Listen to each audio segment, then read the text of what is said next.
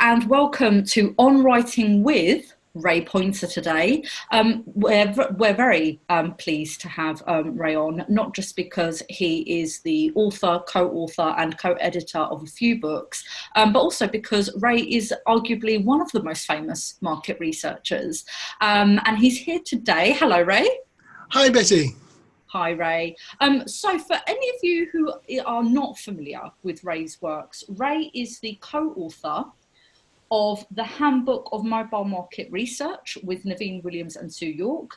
Ray is the solo author of the Handbook of Online and Social Media Research, Tools and Techniques for Market Researchers, and is a co-editor and a contributor to Answers to Contemporary Market Research Questions, of which I have my copy here, claiming my stake here, that this is my book when I was in a house share. And Ray also contributes to the Grit Report and many other online publications. So, Ray, I think the first question for any budding writer is going to be, where do you find the time? And how do you make the time? Oh, I think making the time is always the issue. Everybody has time to do some stuff. They have to choose which stuff it's going to be. And it's down to priorities. Now, I'm quite clear when I take on something, I know how much it's going to be, and then I find the time. Okay, so I remember when I was first talking to you about writing my own book, and you said that one of the things that you do is write for 4 hours every morning.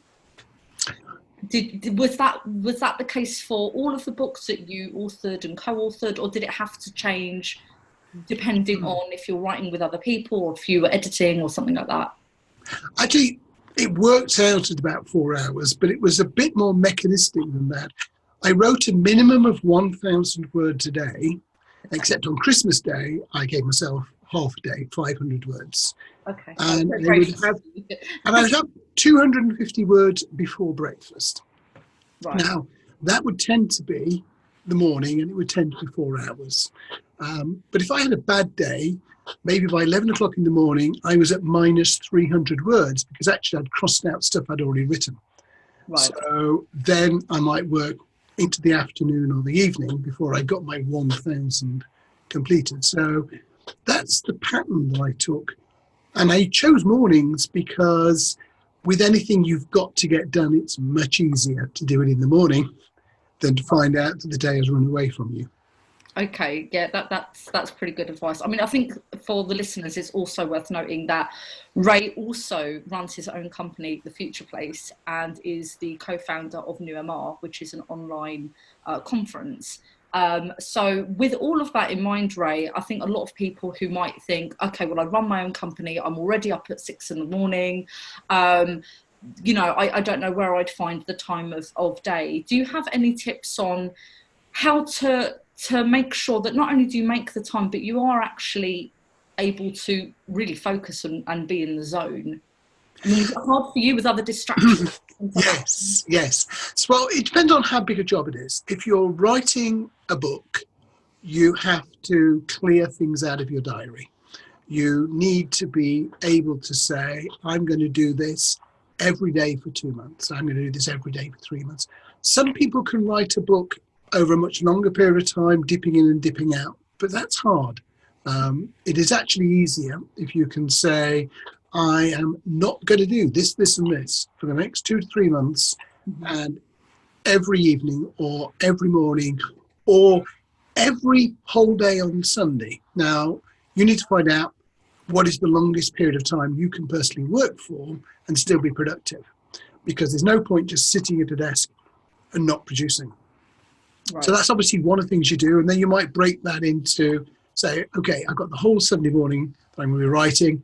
Well, I'll make that from 8 till 9:30. Then I'm going to take a 20-minute break. And then I'm going to come back. And you either need to use a really strong sense of internal discipline, or you need to use your phone to say, it's time to stop, it's time to start again, or somebody else to do exactly that to you. So that you are sitting down, you're being productive. And then probably my top tip on writing a short piece, a medium piece, a long piece, or a book is start off by writing. And this is a piece of advice which I've read many times from other people. It's not my advice, but it works. Don't worry about what to write. You can edit it later. Sit down and write.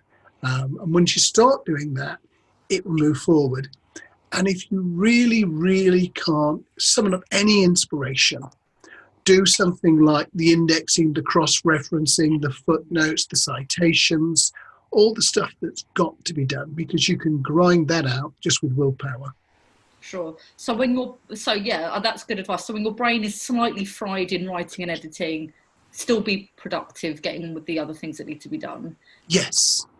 Okay. So you mentioned that you heard that quote from somebody else, just start writing. I remember I saw something from Neil Gaiman, which was just literally his face in it saying, shouldn't you be writing? And his face almost concerned, that I had on my laptop for a while. Did you find one thing or a few things around writing that made you really kind of get the motivation to get started? For big things, as I say, it's very much more planned. But yesterday I wrote a blog, and it's a very different style blog. I've only written one or two like it. It was much more of a story style. It was pseudo science fiction, writing about AI. And last night I had a couple of ideas, and then I got out of bed and I scratched down some more ideas. And in the morning I thought, I will just write the structure so I don't forget it. And as I started to write the structure, I couldn't let go. and said, okay, I'm going to finish in that case. So I let my time plan, which had got some other things in it, go out, because actually I felt creative. And yeah, if you ever feel creative, you should grab that moment. It's a bit like if it's gone past 9:30 at night and you feel sleepy, see if you can go to bed, because then you'll get a good night's sleep. Right. If sometime during the day you feel creative, use it. Yeah. So there are times, like you're saying, if you're feeling creative and you can get in the zone, get that. But obviously we don't always feel like that. So that's where that discipline needs to kick in. That's great advice, Ray. Thank you. So you have co-authored, you've solo authored, and you've edited. Now, it might seem obvious of how those things might be different, but were there any benefits or drawbacks to any particular one of those approaches to getting a book out there? For a control freak, any form of sharing is horrible. But there are some really big benefits too. But nevertheless, the wear and tear on your emotional state is substantial. And I tend to respond by writing a lot more stuff. I usually end up with, whatever the partnership is, as the lead contributor of material. Now, other people are better, and I work quite a lot with Sue York, and she will move my stuff into much better shape. She would challenge me about what I've said. Can I defend that? Do I really mean that? Can I cite it somewhere? Or these sort of things. Can I say it in fewer words? Because usually fewer words is better. So all of those are great things. Naveen was great for giving us, for example, another perspective. He's based in China. He's got a background much more in tech. So that brought a different dimension to the whole mobile book. And the big benefit of multiple authors, as we saw in the Answers to Contemporary Market Research question, is you draw on a lot of other people's skills. And that takes you then into editing as well as writing, because if the book is going to be useful, there should be an overall feel. Every author's voice should be visible, but there should also be a harmony in how it all plays together. Mm-hmm. And if you had the choice of embarking on another book, would you solo author? Would you co-author? First choice would be solo. I mean, I will do both in the future, but solo is easier. It's more fun. In terms of editing, for people out there that might not be interested in writing necessarily, but have an idea, want to maybe get a few authors together because they've got an idea of a book that would work, what's your recommendation for kind of almost getting people on the same page, but even just very kind of rudimentary things that are really important though, like balancing schedules? Any tips or advice there? I set a clear schedule, and I tell people that if you can have it to me by then, your contribution will be used. Otherwise, we will move on. I don't say, please get it to me there because we can't move on without your piece. Right, okay. And I do move on without them. So a harsher stance, but it works. Just clear. It's not harsh. Okay, that's fair enough.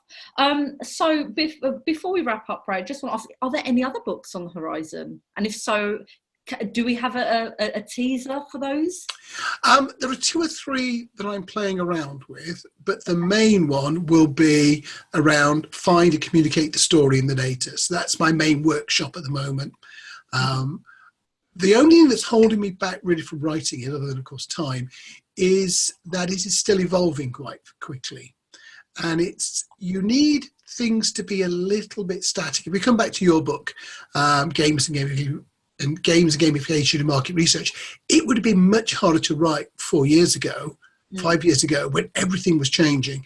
Now there is a body of thinking. You know what opinions different people have had. You've had a lot more experience. The market's had more experience.